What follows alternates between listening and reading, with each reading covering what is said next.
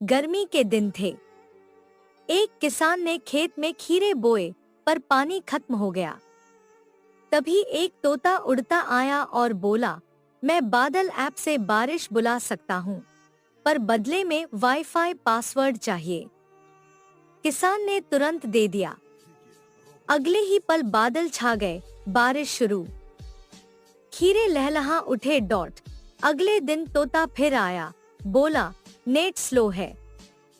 Password बदल दिया क्या? किसान ने हंसकर कहा, हाँ, अब ऑफलाइन खेती कर रहा हूँ। तोता बोला, ठीक है, फिर ऑफलाइन बारिश ले लो।